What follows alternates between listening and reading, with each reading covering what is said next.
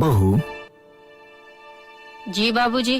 कई दिनों से एक बात मेरे मन में कौंध रही है, पर हिम्मत नहीं जुटा पा रहा हूँ कि तुमसे कहूँ तो कैसे कहूँ।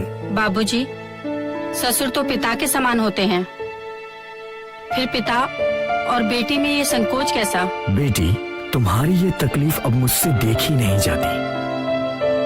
ससुर बनकर सदा सुहागन रहने का आशीर्वाद तो मैंने दिया था, पर दुर्भाग्यवश वो आशीर्वाद आज अभिशाप बन गया है। इसका दोषी सिर्फ मैं हूं। मैंने तुम्हारे जीवन के साथ खिलवाड़ किया है। मैंने तुम्हारी जिंदगी की खुशियों पे मायूसियों का ग्रहण लगाया है। मैं पापी ही नहीं, महापापी हूं। क्या तुम इस महापापी को माफ कर सकती हो? कैसी बात कर रहे हैं बाबूजी? जो व्यक्ति एक पराई स्त्री के सुहाग की रक्षा के लिए अपने दो जवान बेटों की बलि चढ़ा दे, वो पापी कैसे हो सकता है? बाबूजी, आप तो साक्षात ईश्वर का प्रतिबिंब है।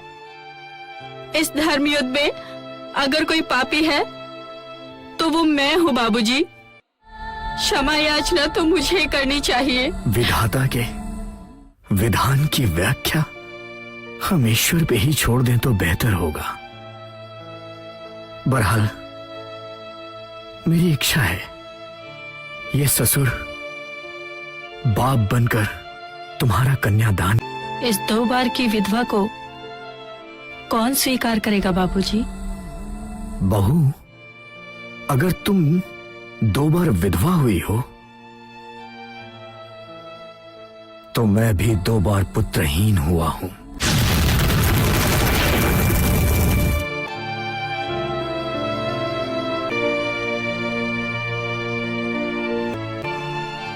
बेटी, एक सज्जन से बात हुई है मेरी।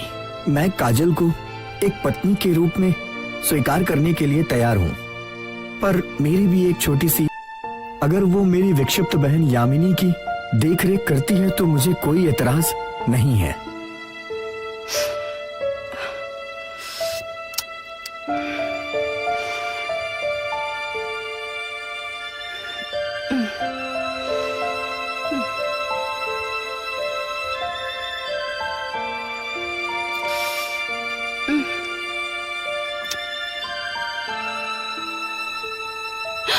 नहीं, मैं ये पाप नहीं करूंगी।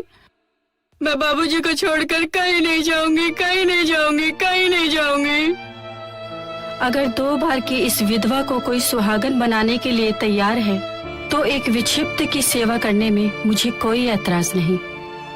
धन्य हो बेटी, तुमने मेरी इच्छा स्वीकार कर वैदिक काल से चली आ रही परंपराओं से मुझे मुक्ति दिला दी। बस मेरी एक छोटी सी गुजारिश है। मुन्ना मेरे जिगर का टुकड़ा है और मेरे बुढ़ापे का सहारा। मैं उसे... बाबूजी, मुन्ना आपके वंश का अंश है।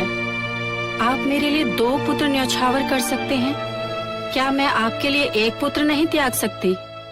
मुन्ना आपके ही पास रहेगा। अरे मेरा पोता, क्या बात है, क्या बात है। और पढ़ाई कर लिया?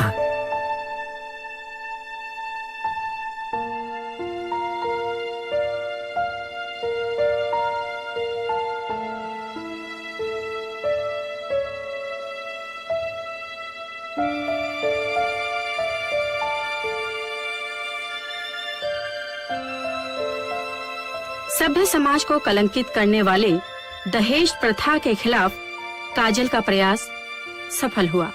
अपने सास ससुर की रजामंदी से यामिनी खुशी खुशी अपने पति के साथ ससुराल चली गई।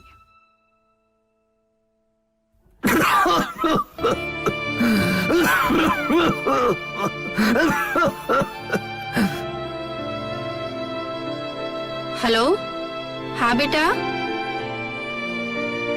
तुम दादाजी के पास ही रुकना, मैं पापा के साथ आती हूँ।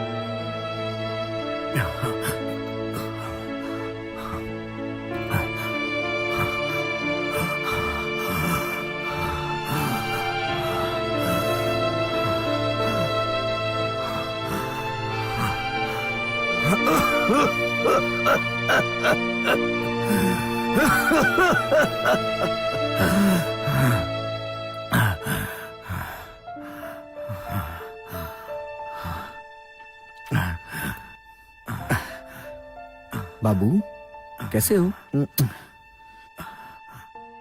अरे डॉक्टर साहब, सब कुछ ठीक है ना? जी, मैंने सारा चेकअप कर लिया है, सब कुछ नॉर्मल है। मैंने एक दवाई भी ला दिया है और ये प्रिस्क्रिप्शन लिख देता हूँ। जी। ये 2 दवाइयाँ हैं, मेडिकल शुल्क मंगवा लीजिए। Thank you.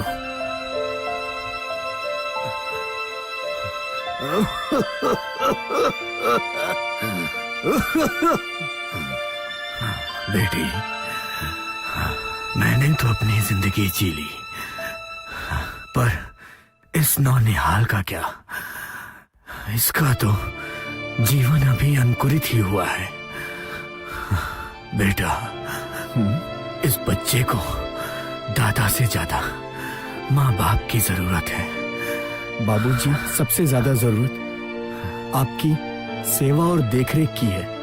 मेरी इच्छा है कि आप मेरे साथ चलें। जी बाबूजी। बेटा, एक बाप का अपनी बेटी के ससुराल में जाकर रहना मर्यादा, संस्कार और स्वाभिमान के अनुकूल नहीं होता है बेटा। कोई बात नहीं बाबूजी, अगर आप कहें तो आपकी सेवा के लिए हम लोग यहाँ आ जाते हैं। बेटा, मेरे लिए तो ये सौभाग्य की बात होगी। मेरा जो कुछ भी है सब तुम्ही लोगों का तो है।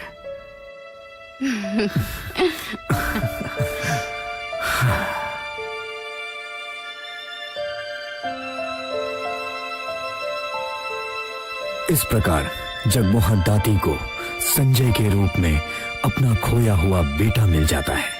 राहुल के सर पे फिर से माँ बाप का साया आ जाता है और सभी खुशी खुशी एक छत के नीचे जीने लगते हैं।